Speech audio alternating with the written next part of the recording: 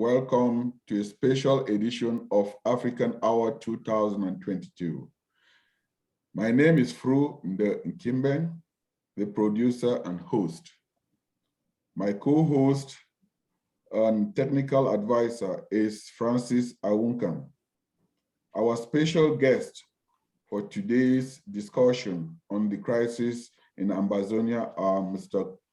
Clifford Krieger and our own Ambazonia son, Dr. Bill Ndi. I'd like to, first of all, welcome our audience that this is a wonderful opportunity for us to kick the 2022 year with a wonderful discussion about Ambazonia. Let me introduce our special guest, Mr.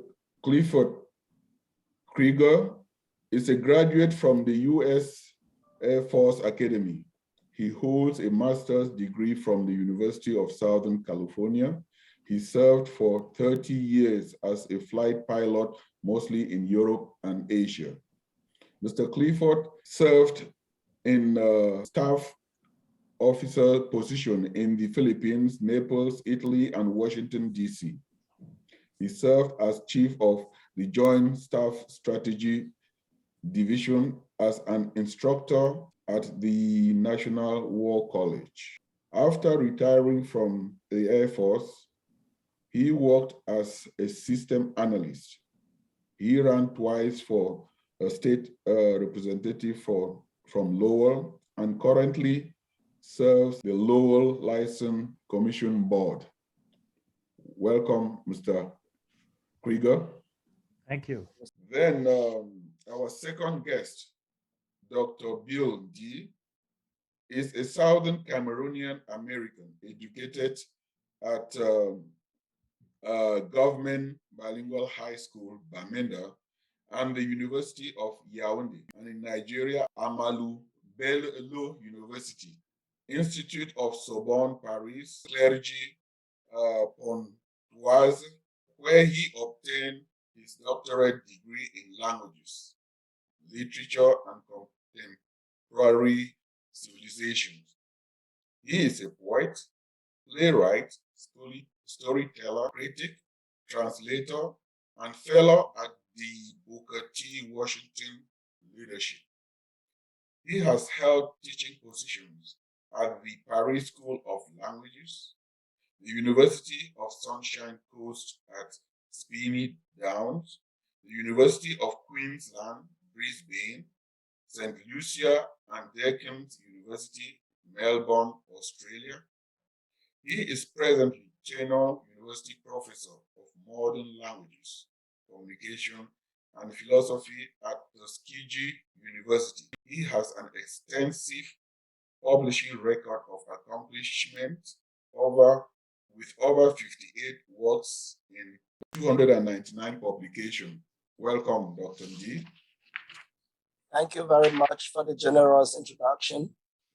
Mr. Krieger, the Ambazonian people appreciate your enormous contribution and commitment to call the world's attention to the atrocity of French Cameroon in Ambazonia on your City Life show, weekly City Life show.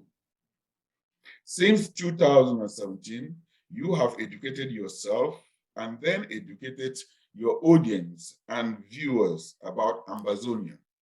Today, most Lowellians know where Ambazonia is and about the Ambazonian Liberation War than most Africans in the diaspora.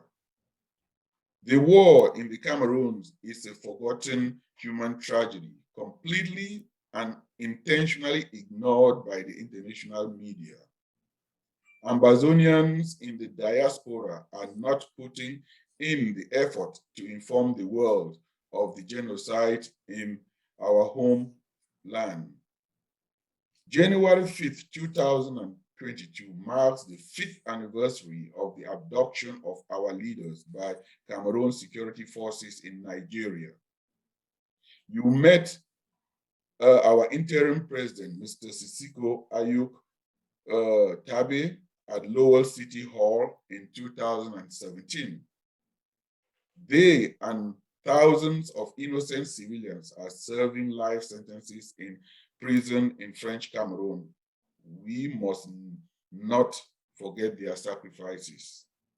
Many Ambazonian factions in the struggle for liberation fight amongst themselves and present a weak front against the enemy, French Cameroon. Amalu Bello University, 299 publication. Welcome, Dr. Ndi. Thank you very much for the generous introduction. Yeah, you know, I have been covering this with Mr. Kriegel for 5 years, and he has been very, very supportive. And mostly the images of the young children, the old parents burned in houses, some just decapitated for no good reasons. I quite remember during one of the shows, I sent the images to Mr. Krieger. I thought they would be very horrifying. He said, Fru, I have to show this for the world to see. I am a grandfather. I consider this like my own children. So that, I mean, to me, I really look in the passion that he and the time that he puts in advocating for our cause. I really would like to say, Mr. Kriegel, thank you very much. Well, I'm looking for the day that when Ambazonian becomes free, we will hail you for your relentless advocacy. You are really an Ambazonian in the diaspora. I'm just a little, I just do a little bit.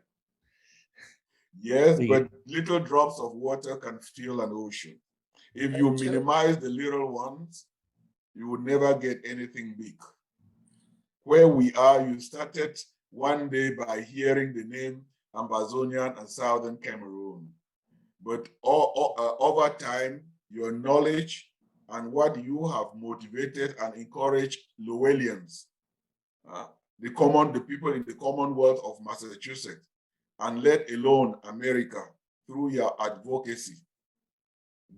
Some of them are really saying that something is wrong somewhere, and we really need many people like you. Not only many people like you, we need Ambazonians in the diaspora, that if you can do what you are doing without any connection, without knowing, without even having visited Africa, what more of us in the diaspora, when our brothers and sisters back at home, they don't even have anything, but they are paying with their dear lives.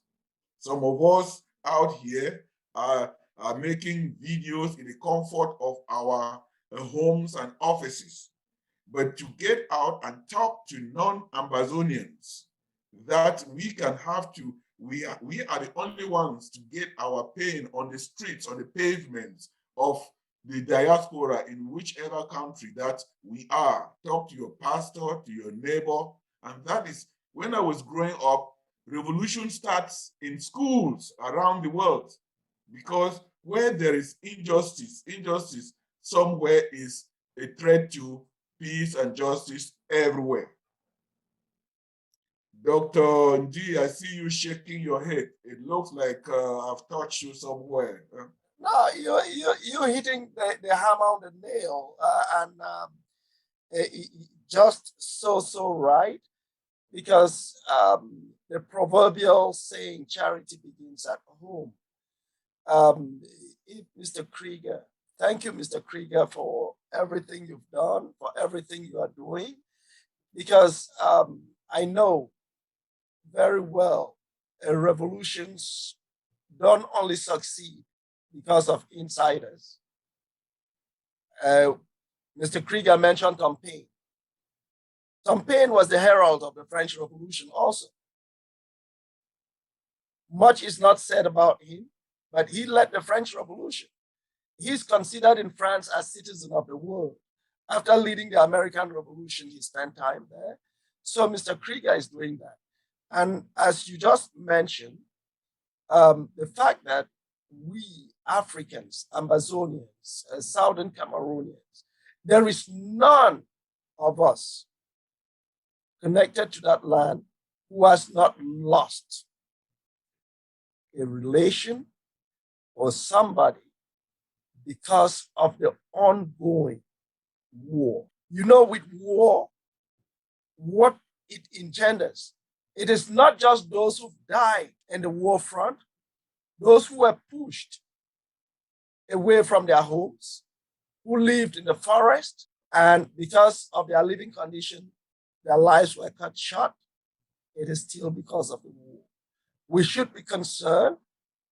We should make sure that such information is not left untold. Let us tell our story.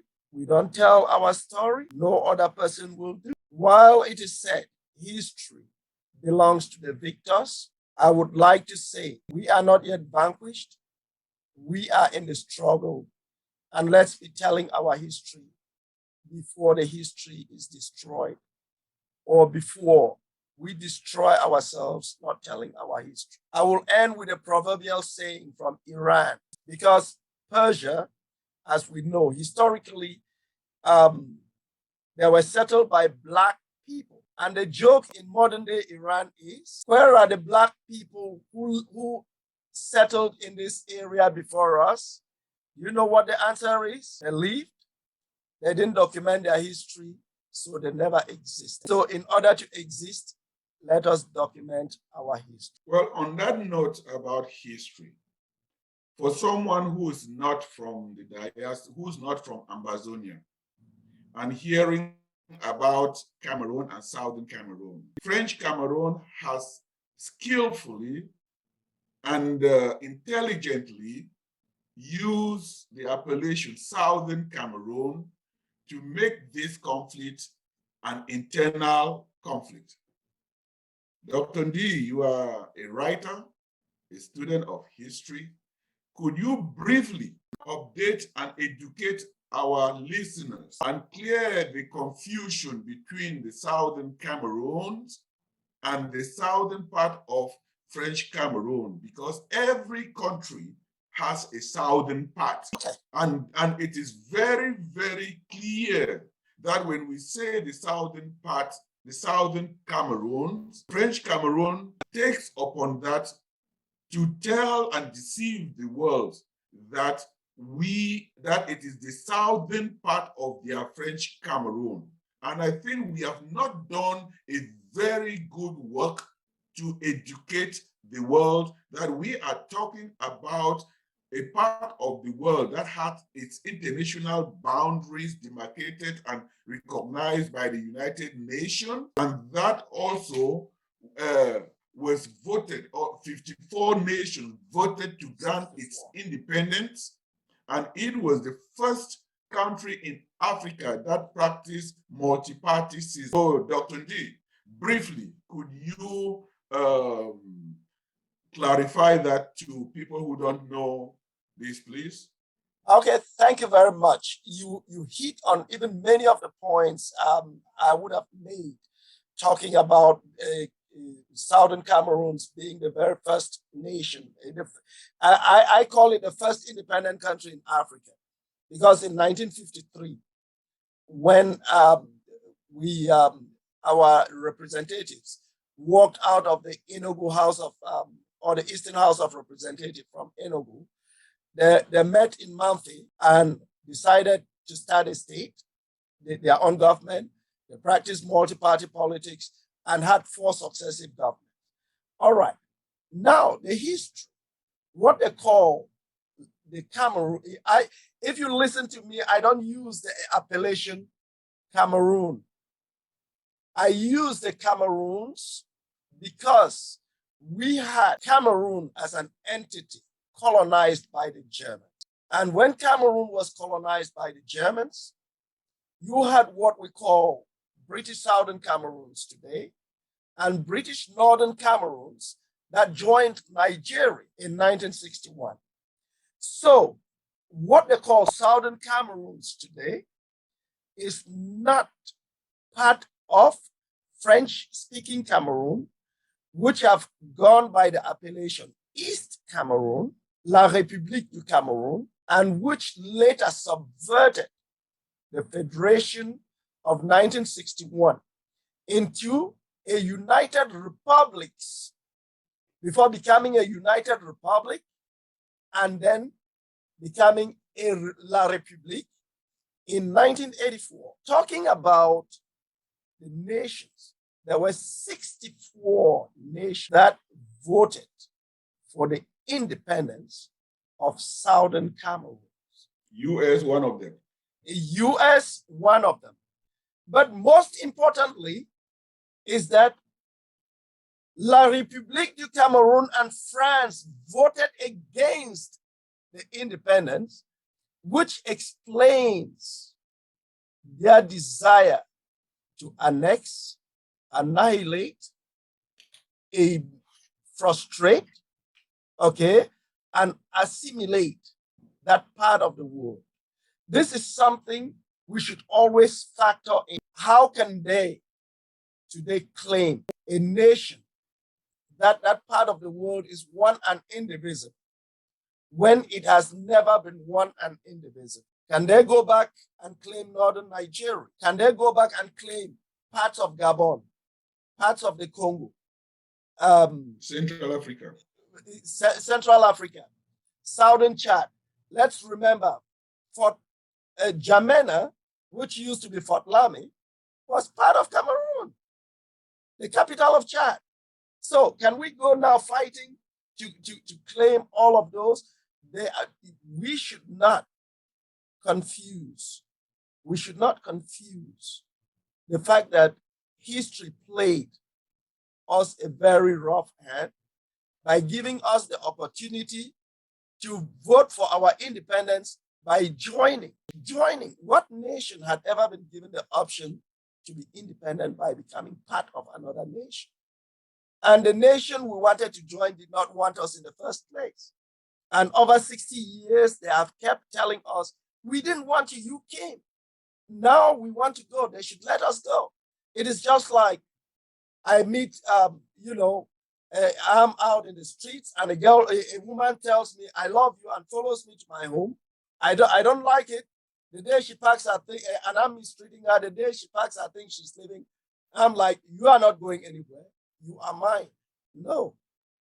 If we have to be there, then the treatment ought to have been different from the very get-go. A nation should not only be interested in another part of the world because of the content of its underground. I think the war we are fighting here, if Southern Cameroons had basically nothing to offer, okay, I am sure La République would have been the first to say good riddance. They would have been the first to say good riddance. And for 60 years, I'm just asking, and I'm asking out loud, can anybody from La République, Ambazonia, or Southern Cameroons, or anybody in any part of the world tell me what La République has done for Southern Cameroonians to tell them we recognize and appreciate the fact that you are one of us or you are part of us? They've done nothing. It has always been subjugation. Okay?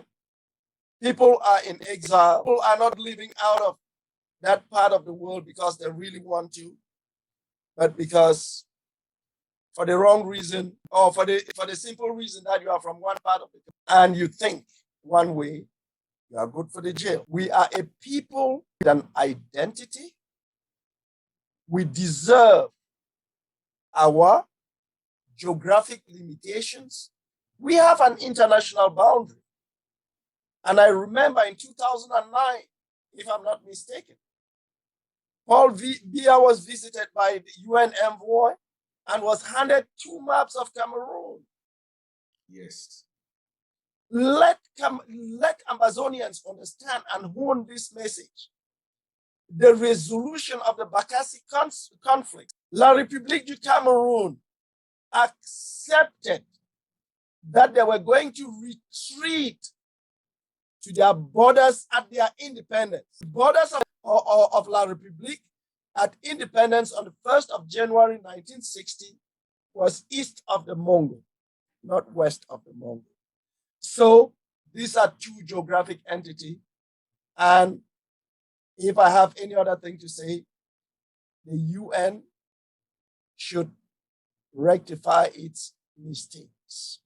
Even if the UN claims, well, you cannot hold us responsible because our forebears did it, they have the moral responsibility, like the heir to every throne, right? Would have to clean the mess of his predecessor. This is to Mr. Cliff Krieger. How should Ambazonian, I know you have touched on this, but I think that it is very, very important for Ambazonian to listen to you as someone looking from outside. How should Ambazonian in the diaspora emulate Lowell's example to engage and sensitize their local communities about the killings and destruction back in the homeland? The people of Ambazonia all over the world watch your weekly City Life show and are thankful that you discuss French Cameroon genocide in Ambazonia. Yeah, I've been thinking about this as the show's gone on. And in a previous time, I'd say we need a newspaper, sort of like just before and during the American Civil War, there were newspapers published for the purposes of fighting slavery and that kind of thing. But newspapers are kind of passe these days and they don't go very far. But the internet's alive and well. Is there someone writing a blog on Ambazonia that we could publish? Could we get some people together to use that blog as a way of gathering information and putting that information out? The doctor's right, propaganda is not a popular word, but at a technical level, we need to get the information out, the truth. And I think that there are people with technical skills, I'm sure. Maybe we need to do a census of the people from Ambazonia who are now around in the United States and in Europe and other places. The doctor's been to Brisbane, so I'm assuming there's some in Australia. And try and unite them on the internet, as I say, maybe with a blog or a newsletter that's published every week, every couple days, and get the information out so that we have something to rally around. Thank you very much. As you were speaking, an idea also came to mind. In any community, in any country that Ambazonians have, we have in-laws, we have friends. And these in-laws are also fathers and grandfathers of Ambazonians. They are related by marriage, by blood, because their children share a dual nationality. Ambazonians in the diaspora, if we could actually get these people to work with us, I understand that if I am leading a delegation to the State House and I invite Mr. Krieger with me, and if Mr. Krieger leads me to introduce me to the State House, it will have more weight than I going straight, because I take that by my African upbringing, that if a foreigner goes to the palace, it is what we call the funds messenger that welcomes you and introduces you to the palace. Most often, we in the diaspora, we put ourselves in the front and actually ignore our host, the people who are helping us, if we can think very wisely and build that alliance with those who are hosting us, and I think this will also get our message out, because you never know, one of these people could be a political leader somewhere who can advocate for us. Go ahead, sir. No, I was just going to reinforce that, yeah, building allies is important. It's politics, build allies. Yeah. So, Francis, please, I like also, you are the young, fresh blood here. I like to get your opinion. You are always very listening, but I think we are here. Many heads are better than one.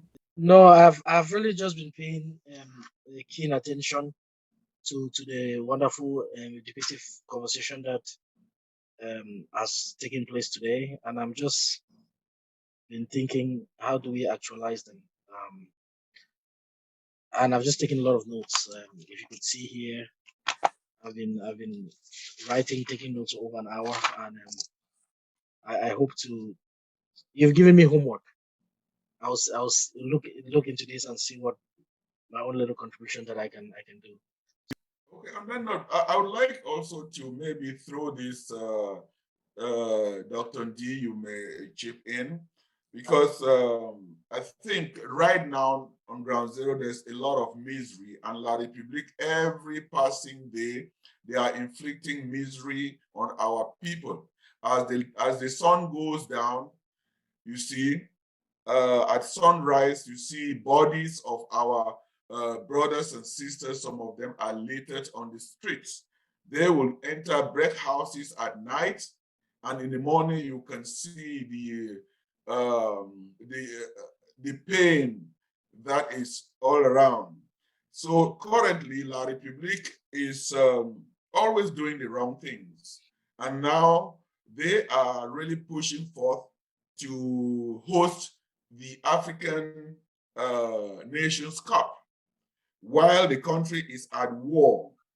I wonder, Dr. D and Francis, could you enter into the mindset of La République and maybe imagine exactly what their strategy is? All right, let me just jump in there before. I'm very happy you asking this question, which is something I have actually reflected on. And the idea is, if you are a student of literature and you understand how villains react, or how villains put up their strategies to attain their goals, you would realize La République du Cameroon is nothing short of a master villain. And I think very well, if it is true that the president of La République, Paul Biya, sleeps and wakes up with Machiavelli's The Prince, then he has had a good mastery of the devilish way of accomplishing a goal. With the African Cup of Nations taking place at this point in a nation at war, it might be a strategy for the oppressor to set part of the nation ablaze while foreign nations are there, and have the foreign nations sympathize. That part of the country was burnt, destroyed by the restorationists. I say restorationists, in some fora, people talk about cessationists. I would like to use this opportunity to correct that appellation. You don't secede from a nation if there is no treaty of union. If anybody has a treaty of union idling anywhere, they should bring it. Then we will know that the endeavor to restore our stolen independence of 1961 is actually an act of secession, which is criminal. But the act of questing for independence, which is a right, cannot be contested. So in the minds of La République, back to your question, it is just, let's have 1 or 2 games take place in that part of the country. During the games, we dress some of our thugs. We know the way the restorationist fighters dress. We just dress some of them. They come and open fire. If it is against such and such a nation, we can rally a multinational forces, and they will help us crush the revolution. That's the most I can think of. And I am so certain that at the back of the minds of the organizers, it is not just about the football festivities. It is a ploy to win the sympathy of many a participating nation who will not be happy to see their festival destabilized or destroyed by an act of war. Thank you, doc, doctor. If I can go after you. Yeah, go ahead. I've been thinking in the same light to what you just shared, and as of this moment, I think we're about 24 hours from the games starting tomorrow. 24 hours from the can starting. Yeah. And I've been thinking what could be behind this, and my thoughts are split between what you just mentioned, that it could be an opportunity for them to paint us with a brush, which I've been trying to paint for the last 4 years and have not succeeded. Then again, I'm also reminded about what happened in 2010 in Angola to the Togolese team when they tried to drive through that part of Angola where it was still fighting and some players were injured. The Cabinda enclave. Exactly, and it brought a lot of more light and more media coverage to things that people were trying to suppress. So they should watch out for what they're actually seeking, because one of the things about the conflict so far is that it's been neglected, as we've all mentioned, and we've tried to cause the world attention to it, and they might be too smart for themselves. That's one point that I'm thinking. And then on the other part of it, it just shows for me the level of lack of care that these people have for the citizens or the natives that live around the area, to bring Khan in at this moment, because I'm pretty sure the football players will be safe because they'll be going in Humvees and they'll be escorted by troops. But what happens to the average supporter? What happens to the locals? Because already we saw statements from the local administrators where Limbe, for example, is basically people are basically under house arrest for the next 1 month. Are you talking of Victoria? Victoria, thank you for the correction. Okay. They're already under house arrest. There's no circulation of bikes, which is the main means of transportation. So the people already right now are really feeling the effects of being taken hostage. Taken hostage, and for the next 1 month. So I'm just saying that they should watch out for what they're trying to do here, but it also shows, on the other hand, the lack of compassion that they have for the locals. That in the middle of all of this, this is what they want to do. Mr. Kriegel, I'd like to call your attention to this. And this, it puzzles me of how the African mind thinks. This is an area where there is war. They are sending their teams. There's no African country that has condemned this movement and this activity, but they are much more interested in celebration, fanfare. They don't care about the lives of the Africans who are dying. Just imagine, juxtapose that situation with the Chinese tennis star that the US is boycotting because she she came out that she was molested, but the US is boycotting that world Olympics there. But this is in Africa. All the Africans, they know thousands and hundreds of thousands of refugees are in Nigeria and in the forest. What image does that speak of us Africans?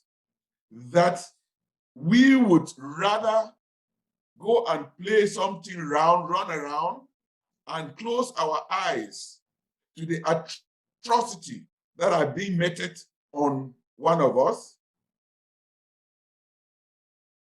I don't think this is unique to Africans. We see a lot of people showing up for the Olympics in Beijing that starts in what, a week? U.S. athletes are going, U.S. officials are boycotting. I think that part of the problem is the word is not out. We've not made a good enough case to people to say this is not a good place to be. And so that's on the government in exile, the Ambazonian government, the people that are supporting it. We have to do a better job of telling the truth about what's going on. Well, thank you very much for putting that squarely in front of the Ambazonian government in exile to get on and do their job. They have to be able, they are in exile, they have to be able to tell the people that host them that there is fire in their hometown. And if they are unable to do that, no one else can come and cry your mother or your father's death. So, ladies and gentlemen, we are about to round up. Please, any closing remarks? I defer to the doctor. All right, you defer to me. I will thank you, Mr. Krieger. This was quite an exciting opportunity. I am also a Lowellian, but I've never had the opportunity to meet you. I'm in Lowell almost all the time. And for the last closing back, I'm going to say Ambazonians should remember one thing, that this struggle is not only a physical struggle, it is not only a mental struggle, it is a spiritual struggle from which to emancipate ourselves. We must not sit and wait for the oppressors to hand our freedom to us. Freedom has never been given. Freedom is always seized. And in a world that promotes anti-free thinking, anti-progressive thinking, it is the incumbent of all and sundry every Ambazonian, especially the government in exile, to make sure that one, their literature, there is an Ambazonian literature that has been written for more than 30 years about the plight of the Amazonian people. I have not heard a word in the struggle about that literature. And that literature has been presented at conferences. Academics delight in it, all right, in the ivory towers. But the people in the streets, they don't know about it. So it is incumbent on us all to realize that we have the keys to the vistas of opportunities and freedom, and we must make use of them. I will end here. Thank you very much. Francis? Yes, I want to thank our guests and also thank our host. As I was thinking about this show today, I went about looking at some of the videos I had in my archive, and I came across one which our host had read out a statement. And with your permission, I would like to share this today for the benefit of not only our guests but for the people watching at home. It showed resolve, and I think that with today being the 4th anniversary, it might be a good thing to show, if with your permission, of course. Okay, I think that tape, that was the tape that we were actually in Malden at a meeting around 6 o'clock, and word came in that they have picked our leaders in Nigeria. Some of the people said that what should we do? We should run away. So we stood there. I said, no, we have to make a statement to the world that we are resolved not to run away, but to stand up for freedom. So Francis, if you have the tape, you have all our permissions to. Southern Cameroon, New England. We are Southern Cameroon, New England, SCNC region, the land of the patriot, cradle of American Revolution and independence. We are daughters and sons of the newly Federal Republic of Southern Cameroon, Ambazonia. United, we hail from the fertile valleys of Mount Fako in the south to the charming sceneries of the Bamenda Highlands in the north. We are committed, determined, and resolute in our struggle for the total and unconditional liberation and independence of our motherland. We strongly condemn any attempt by any individuals or groups to undermine the leadership of the interim government. We support all peaceful efforts to advance the struggle to liberate and restore total freedom and independence of the Federal Republic of Southern Cameroon, Ambazonia. We pledge to consult and work with the interim government of President Ayub Tabe Julius to advance his vision of united liberation front of duty, service, and accountability to the Ambazonian people for a total restoration of freedom and the independence of Southern Cameroon, Ambazonia. Signed this day, January 5th, 2018, Southern Cameroon, New England, Boston, Massachusetts, USA. Hooray! Hooray! Go get him. Hip, hip, hip, hip. Hooray! Hip, hip, hip, hip. Hooray! Go Southern Cameroon, Ambazonia. Go, go, go. Well, thank you. Thank you very much. Those are memories. Mr. Kriegel, please, final word. I've got my fingers crossed.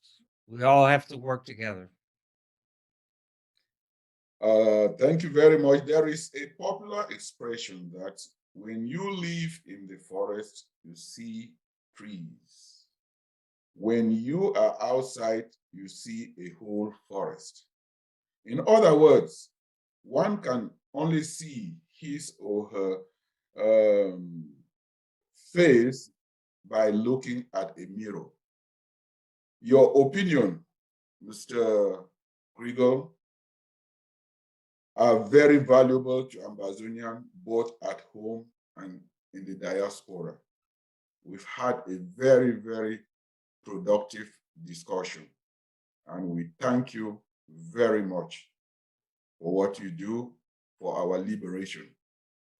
Dr. Ndi, Mr. Krieger, Francis, my co-host, I'd like to say thank you very much for this special edition of African Hour that kicks 2022, and we hope, as Dr. Ndi said, this is the Ambazonian struggle is a God-ordained struggle. That 2022, things will happen. Let's just wait and see them happen. Thank you very much, gentlemen, for your time. You're welcome. Okay. Welcome. Okay.